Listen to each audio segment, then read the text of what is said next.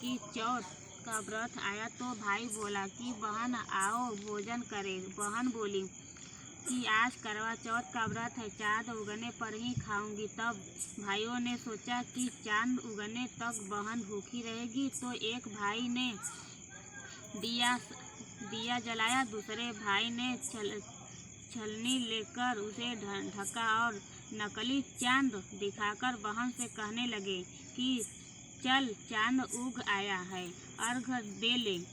बहन अपनी भाभियों से कहने लगी कि चलो अर्घ दे दो। भाभियाँ बोली तुम्हारा चाँद उगा होगा, हमारा चाँद तो रात और उगेगा। बहन ने जब अकेले ही अर्घ दे दिया और खाने लगी तो पहले ही ग्रास में बाल आ गया, दूसरे ग्रास में कंकड़ आया और तीसरा ग्रास मुंह की ओर किया तो उसकी ससुराल से संदेशा आया कि उसका पति बहुत बीमार है, जल्दी भेजो।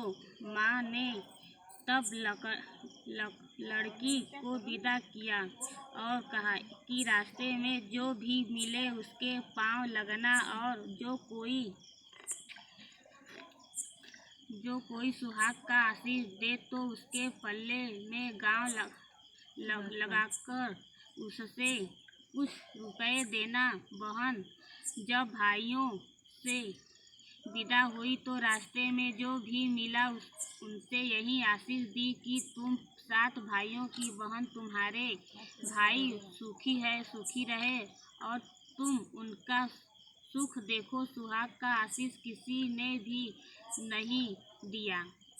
जब वह ससुराल पहुंची तो दरवाजे पर उसकी छोटी ननद खड़ी थी। वह उसके भी पाँव लगी तो उसने कहा कि सुहागिन रहो, सपूती हो। तो उसने यह सुनकर पल्ले में गांव बांधी और ननद को सोने का सिक्का दिया। तब भीतर गई तो सास ने कहा कि पति धरती पर पड़ा है, तो वह उसके पास जाकर उसकी सेवा करने के लिए बैठ गई। बाद में सास ने दासी के हाथ बची खुची रोटी भेज दी। इस प्रकार से समय बीतते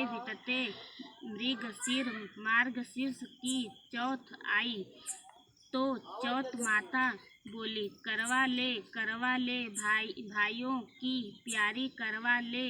लेकिन जब उसे चौथ माता नहीं दिखलाई दी तो वह बोली हे माता, आपने मुझे उजाड़ा तो आप ही मेरा उद्धार करोगी, आपको मेरा सुहाग देना पड़ेगा।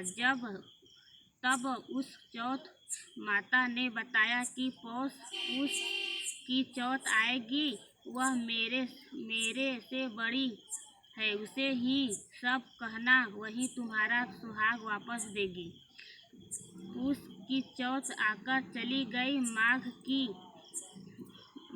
की चली गई, फागुन की चली गई, चैत्र बैसाख जेठ आषाढ़ और सावन भादो की सभी चौथ आई और यही कहकर चली गई है कि आगे वाली को कहना।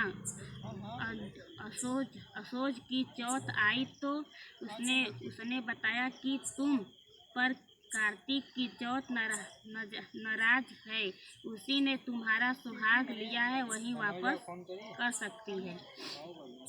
वही आएगी तो पाँव पकड़ कर विनती करना। यह बताकर वह भी चली गई। जब कार्तिक की चौथ आई तो वह गुस्से में बोली भाइयों की प्यारी करवा ले, दिन में चाँद उगानी करवा ले, व्रत खंडन करने वाली करवा ले, भूखी करवा ले। तो यह सुनकर वह चौथ माता को देखकर उसके पाँव पकड़कर गिड़गिड़ाने लगी।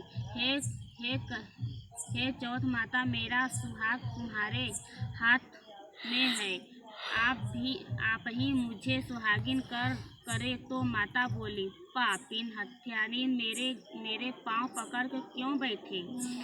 उठ गई। तब वह बोली कि जो मुझसे भूल हुई उसे क्षमा कर दो, अब भूल नहीं करूँगी। तो माता ने प्रसन्न होकर आँखों से काजल, नाखून में ही मेहंदी और टीके में से रोली लेकर छोटी माता से प्रसन्न उंगली से उसके आदमी पर छिटा दिया तो वह उठकर बैठ गया और बोला कि आज मैं बहुत